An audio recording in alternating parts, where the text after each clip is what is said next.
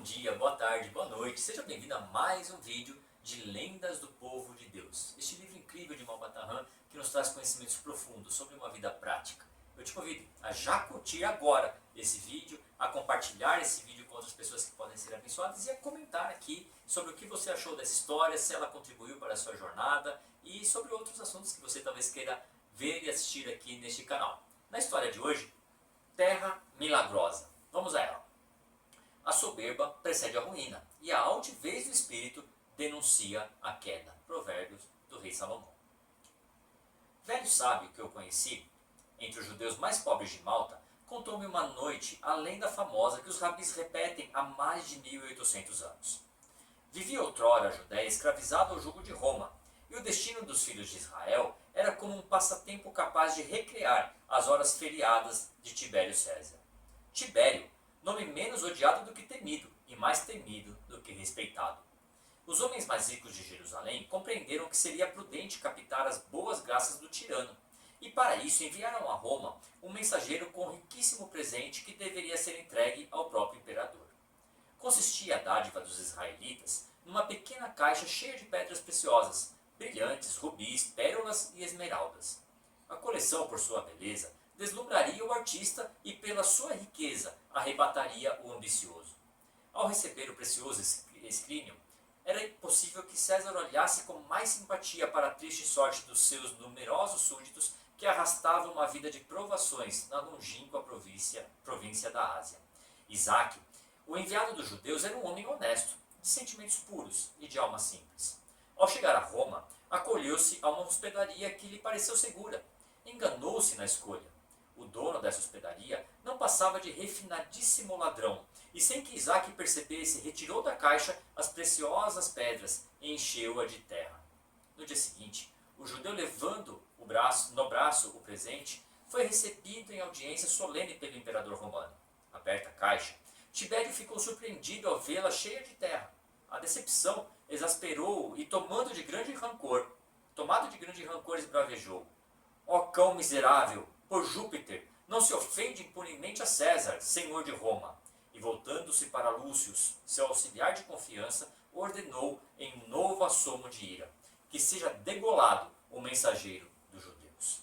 Lúcio, o nobre romano que deveria fazer com que a sentença fosse cumprida, era um homem sensato e piedoso.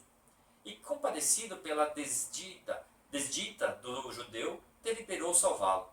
Disse então ao soberano num tom de voz timidamente insinuante: César, a vossa ordem pode traduzir uma injustiça capaz de abalar as colunas do templo. O presente que o judeu vos trouxe, ao parecer desvalioso, representará talvez uma riqueza incalculável para o povo romano. Como assim? Estranhou Tibério. Não percebo o sentido das suas palavras, meu caro Lúcio. Que valor poderá existir em um punhado de terra?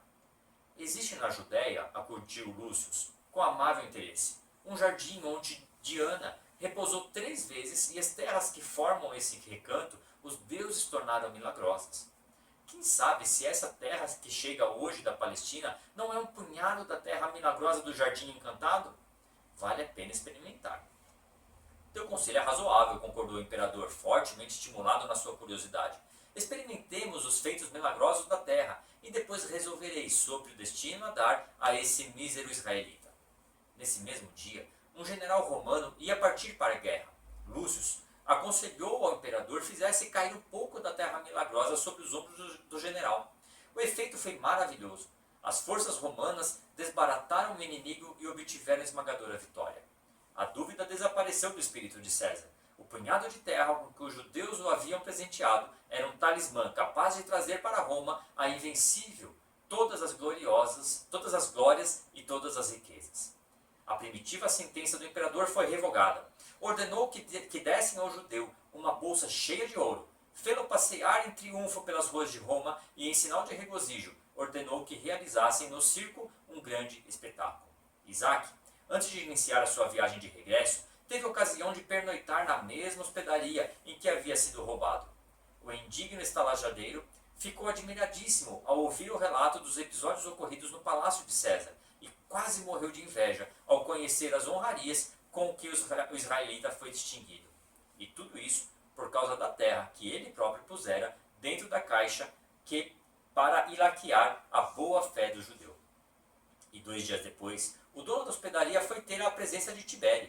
Estava certo de conquistar a amizade do imperador, pois levava para oferecer de presente a César uma caixa cheia de terra. E essa terra era precisamente igual àquela que fizera a fortuna do emissário judeu. Terra? Estranhou Tibério, ao abrir a caixa que lhe trouxera o pérfido invejoso. Será também milagrosa como aquela que recebia há tempos de um israelita? De certo que sim, ó César divino, confirmou o intrujão num tom meio espantado, limpando a testa. Tirei-a do mesmo lugar, apanhei-a junto ao portão do jardim da minha casa. Tibério, ao ouvir essa resposta, expandiu-se com uma gargalhada tão vibrante que chegou a despertar 2 poetas favoritos que dormiam no fundo do salão. Insensato, cascalhou o tirano, bufando apoplético. Julgas, porventura, que as terras do teu jardim foram tão bem beneficiadas pela graça dos deuses? És um demente. Terra. Para que desejo eu terra, se tenho à minha disposição todas as terras do mundo?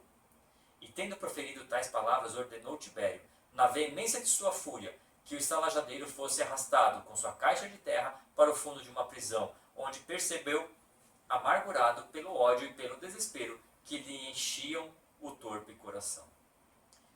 E o velho sábio, que eu conheci entre os judeus mais pobres de Malta, ao terminar a sua narrativa, disse-me: repara, meu amigo, a terra torna-se milagrosa para salvar o justo, e abre-se em chamas violentas para castigar o perverso. Os ímpios, apesar das suas juras e trejuras, serão arrancados de cima da terra, e os que obram iniquidades serão dela extirpados. Há um caminho que parece ao homem direito, e contudo o seu roteiro que ia para a morte. Não armes traições ao justo, e não perturbes o seu repouso. Quase que não é necessário explicar essa história, só por esse fechamento, só por esse pensamento final. A mesma terra que abençoou o judeu, que tinha sido alvo de um roubo, de uma injustiça, essa mesma terra levou o romano à prisão e à desgraça.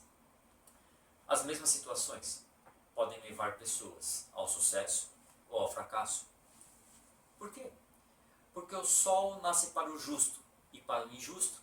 As mesmas condições podem trazer bênção ou maldição. A mesma água que amolece um vegetal pode endurecer um outro alimento.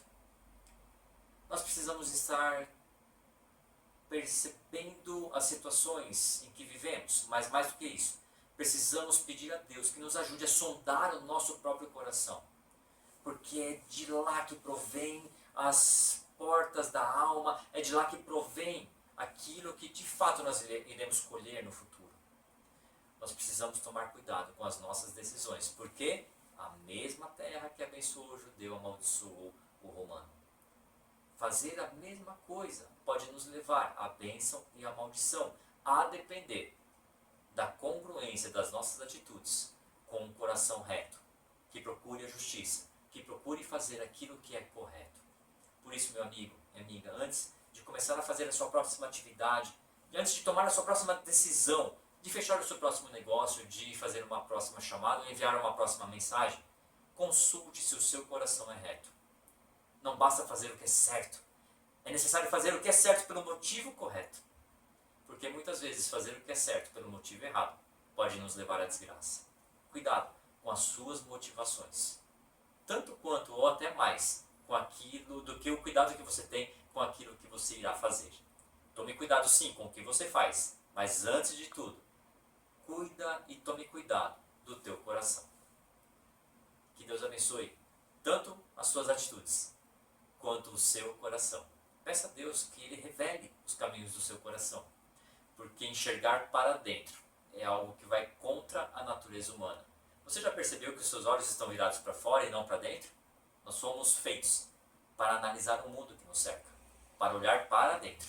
Nós precisamos de uma ajuda espiritual, de uma ajuda soberana, que é a ajuda que vem de Deus. O salmista Davi pediu essa ajuda a Deus. O salmista orou: Senhor, ajuda-me, sonda-me e vê se há em mim algum caminho mau. Que Deus possa te ajudar a sondar o seu próprio coração, ver se há em você algum caminho mau, para que você seja corrigido nos seus caminhos e que as suas atitudes corretas reflitam um coração correto. Que Deus te abençoe e até a nossa próxima história de lendas do